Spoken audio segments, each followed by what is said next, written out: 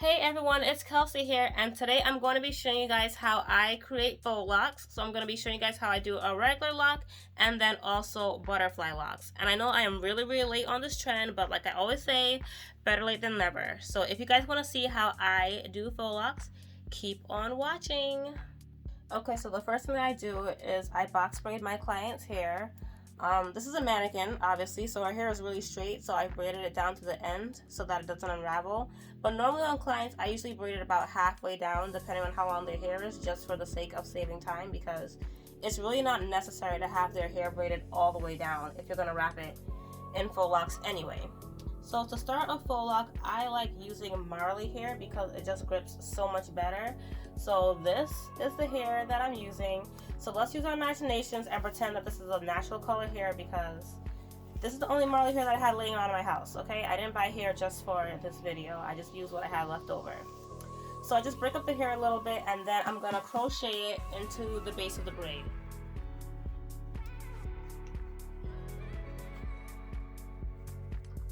And it doesn't have to be Marley hair that you use, but I just like it because I just like how it just sticks to hair. So it makes ending it off a lot easier than a smoother texture hair would have been.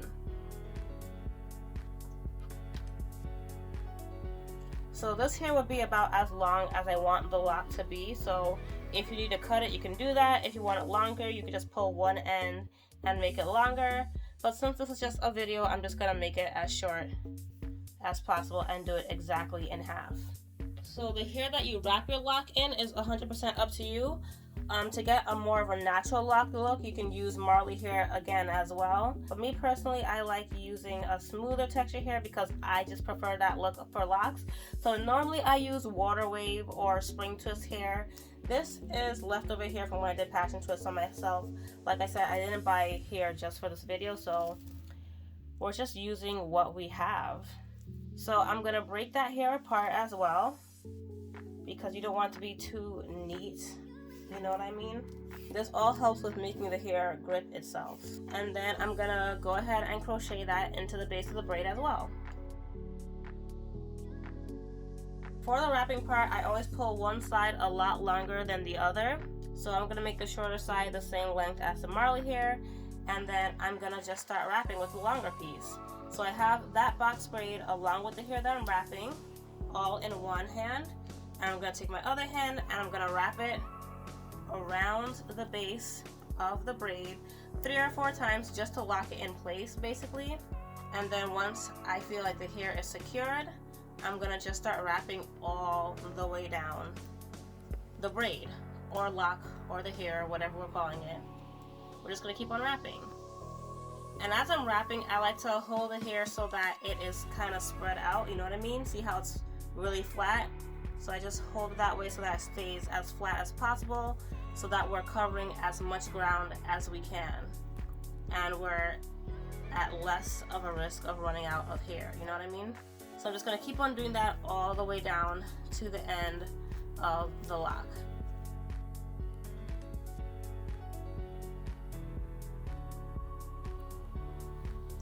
So as you see, I ran out of hair, so I'm going to show you guys how to add some more hair if this happens to you. So I'm going to take some more of that same exact hair that I'm wrapping with, and I'm just going to use my thumb to hold it in place right where I left off. So here's the hair that I ran out of, so I'm going to hold the hair right there at the base of that little strand I have. So I'm going to take one side and again start wrapping. So I'm going to wrap around once or twice. I just did it once here, and then pull that hair back down to lock it in there, and then I'm going to continue wrapping, and just like that the hair is already locked into place. And like I said, this hair grips itself a lot, so you can just keep on going as if nothing happened. And then if I ran out again, I could take the second strand from that same piece I just added in and finish that off. So this lock ended up coming out a lot longer than I intended it to, but we're just going to roll with it. So anyways, let's just say we're at the end of our lock hair. Usually I would have an extra piece hanging down. I'm not going to add more hair just because, again, it's just a video. But if I had more hair just hanging down and it was too long for the lock, I would just start wrapping it right back up the hair until I ran out. And usually because we pull the hair apart so many times in the beginning, the ends will be very feathered, so you'll end up with some sort of very skinny piece at the very end, and you can just keep tying it in and it will just wrap itself into the hair and it will lock itself in place. You don't usually have to add anything, like no glue, no spray, no nothing.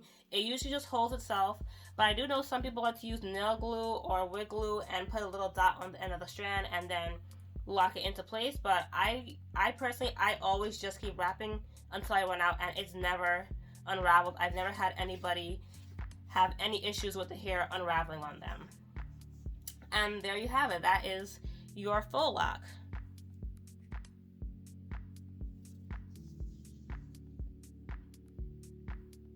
So next I'm going to show you guys how to do a butterfly lock. And we're starting it the same way, where we're separating our hair and crocheting it in. And I'm just going to use the passion twist here. I'm not going to use the marley hair because it's so bright and orange and it keeps peeking through the hair. Obviously, if this were a real person, the marley hair would have matched the wrapping hair. But like I said, you could even wrap passion twist hair as well. Like, you can wrap whatever type of hair you want. It's all personal preference. I just like the marley hair because to me it has the most grip out of all the other hair types, basically. So again, I'm going to pull one side down longer than the other. I'm going to make this one a little bit shorter now. So I'm going to pull the one side really long. So we're just going to make it about that long. Like as long as the actual braid. So again, I'm going to wrap the hair 3 or 4 times at the base just to keep it locked into place. And then I'm going to use the same method and just wrap my way down the braid, but this time ever so often I'm going to use my thumb and I'm going to wrap the hair on my thumb, and then I'm going to go back on top of that and wrap it again so that the loop stays in place, and then I'll take out my thumb and I'll continue wrapping. And that's how you get the little loops that we see in the butterfly locks. I like to call them wings because it just makes sense to me because they're butterflies, so wings, get it? I know, I'm so funny. But yeah, so we're gonna keep this going, and you honestly, it's up to you how often you want to throw your thumb in there,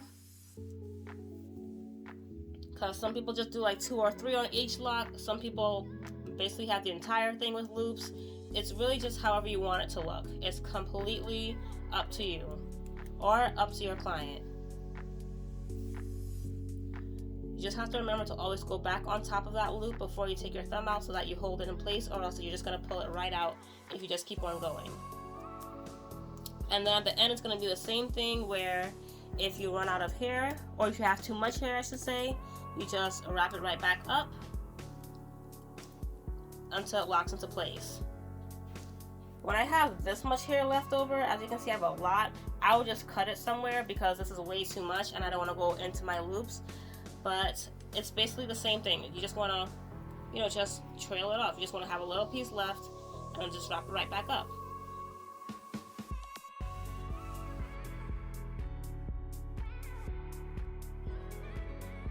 So there you have that butterfly lock. It looks very funny when it's just that one lock that you're looking at with all these random bumps in it.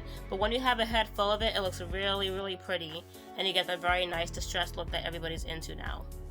So there you have it. Those are the 2 ways that you can do faux locks, either regular locks or your butterfly locks. So there is also a method where you pretty much do the same thing, but you use crochet locks, and you just crochet in the actual lock and then you wrap that and the braid, but it comes out exactly the same. So I never use that method just because I feel like it is very pricey for no reason, and I'd rather help my clients save that little bit of money. So I tell them to just use whatever braiding hair they want to crochet in. I give them suggestions for the hair, but buying the locks just costs so much more, and it comes out looking the exact same way. So unless you actually want to do crochet locks for the style of just crochet locks, I don't suggest buying that hair because it's a waste of money to me. It really is. So I always just do it this way. Alright guys, so that's it for this video. I just wanted to show you guys the basics of creating your own faux locks. So I hope this helps somebody out there. Hope you guys found this interesting and helpful. And if you'd like to see more videos like this, then subscribe to my channel. So thank you guys so much for watching, and I'll talk to you guys in my next video. Bye!